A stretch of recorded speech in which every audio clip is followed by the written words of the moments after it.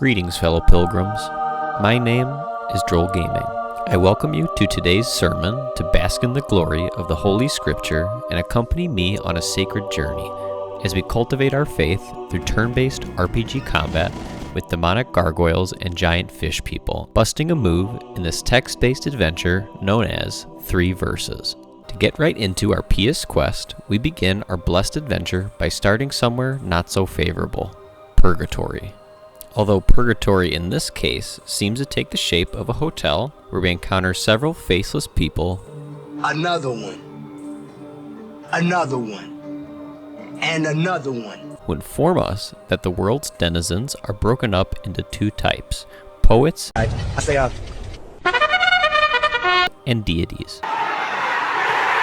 In order to assist God and deliver sacrosanct knowledge, we must listen to the deities we encounter and deliver 3 verses to poets who pine for inspiration. Here, we learn about the core mechanic of the game that requires that we listen to the people we talk to and type a favorable response to progress further. I want you. After practicing with the local purgatorial poet, we were released into the streets that upon first glance have seen better days. Well, hey, for Purgatory it could be worse. I must count my blessings on this holy journey. Our first stop takes us to the local church, where we confer with the resident poet who begs God for help upon our undesired suggestions. Shortly after, we consult the man trapped in the painting who oversees the church, who lets us know that we must eliminate the demons in the basement to obtain his verse. Okay, seems simple enough. He provides us with our first spell, and we make our way into the basement, which seems pretty normal at first glance. I don't know about demons, but it sounds like someone's fighting demons in one of the stalls.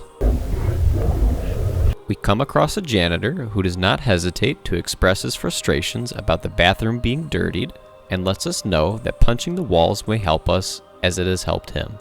I'm not so sure about that. Now go home and smoke some more crack.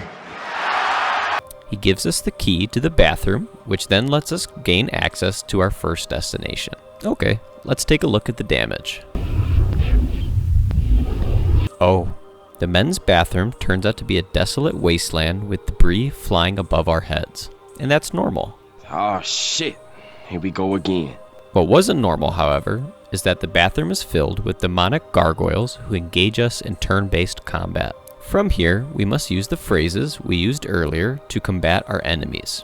Alternatively, we can think back to the janitor's words of wisdom. You must punch the walls. Upon fighting the gargoyles and defeating the final boss, peace is restored to our domain, and we are able to leave to let the painting know of our progress. Consequently, the painting provides us the first verse, and we are able to give the poet some peace as he thanks God for us leaving him alone. Afterwards, we make our way out into the street where we encounter a fish person. In conversing with him, we learn that he solely speaks traditional Chinese and asks us a yes or no question at the end of his dialogue. Well, what's the worst that can happen if I say yes? Following this, he lets us know that he is pleased by our response and teleports us to what looks to be a fishing village. 神说，诸水之间要有空气。 One of the locals suggests that we take up the fishing rod he set aside and see if we can catch anything to help jog his memory of another verse. Shortly after casting our reel and using the prayer of protection, we get our first catch of the day. Let's see what we have here. Mac 10. Kind of an odd name for a fish, but I'll take it. Upon casting a few more lines, we catch a variety of fish and then return to our fishing guru who provides us with the verse he remembered. As a result, we are able to talk to the fishman, return to town, and give this verse to the owner of the local convenience store. For our final verse, we enter one of the buildings on the outskirts of town and find an orb. The talking orb then commands us to find his follower in the substation and provide him the given password to let him know we cool like that. Dab me up. Meanwhile, we learn from the orb's informant that his co-worker is trapped in the sewer and has been trying for hours to crack the code to the system that the orb is interested in. After shutting off the water and central plumbing to some of the nearby houses, we find a gargoyle who lets us know about his grudge with the man's coworker and suggests that we help kill him. Ma'am, I'm just here to fix your pipes. I don't have time for these revenge shenanigans. Once inside, the man's coworker lets us know that he is going to make a break for it,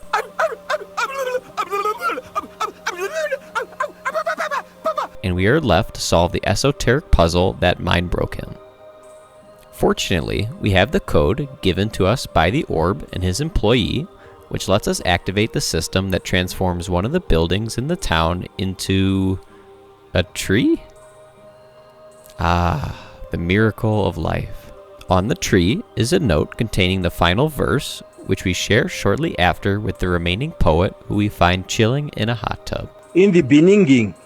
Upon delivering the final verse, in the center of the town, we find a floating door?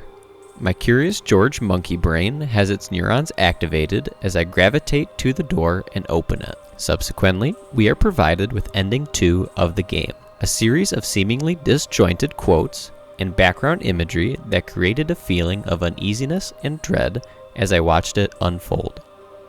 I'll just let you take a look for yourself.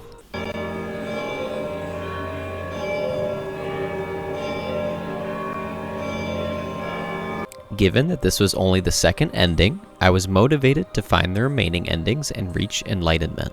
I discovered that one of these endings can be reached by using the word magic when making a prayer during the fishing minigame, as suggested by the local fishing master. We then catch the quote, magic fish that, upon giving to the fishman, delights him so much that he breaks into dance and gives us his finest emote showcase. Oh. I see. Amazing. That's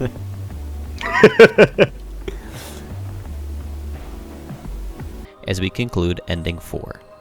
In contrast to this ending, the other 2 I was not able to stumble upon by chance and instead required me to put on my thinking cap. To achieve one of the remaining endings, I used the online resources posted by the game's developers on itch.io to find the source material of poems and literature that the game often references. Looking back, I think this step was unnecessary, as the quotes I tried as verses matched what was already in the game, but I had a lot of fun playing detective as I learned where some of the dialogue in the game originated from. I then noticed that the poets expressed some agreeability to the verses shared with them. If they really like it, they'll let you know. That I love. I absolutely. And if they don't like it, they'll give you some customer service-esque apathy to your suggestion. Did I ask for fries? Dumbass. After delivering the final verse, the Monster Inc. door in the center of town then gives us a new ending, where we start in the hotel and the narrator experiences an existential crisis.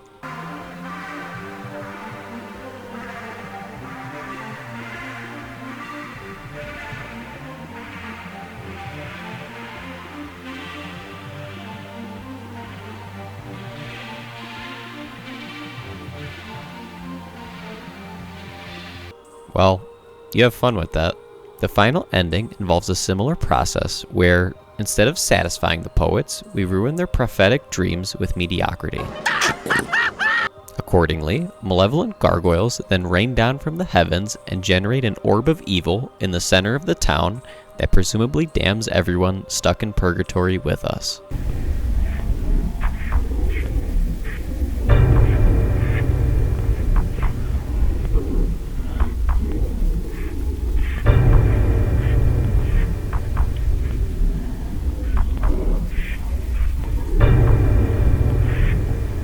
Yeah, I think that was an appropriate reaction to having writer's block.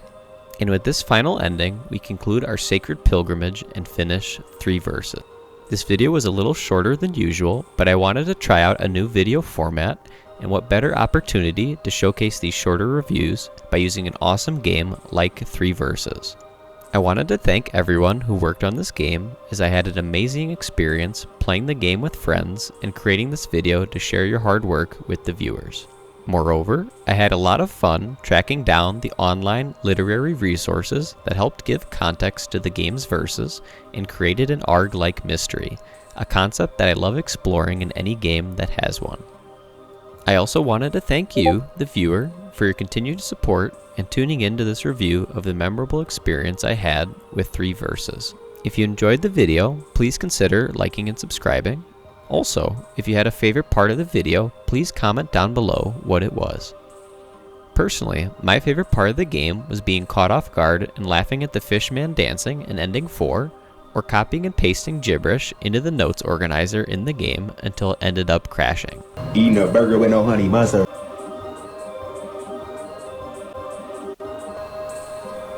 As always, thank you for watching, and I hope to see you next time. This is Droll Gaming, signing off.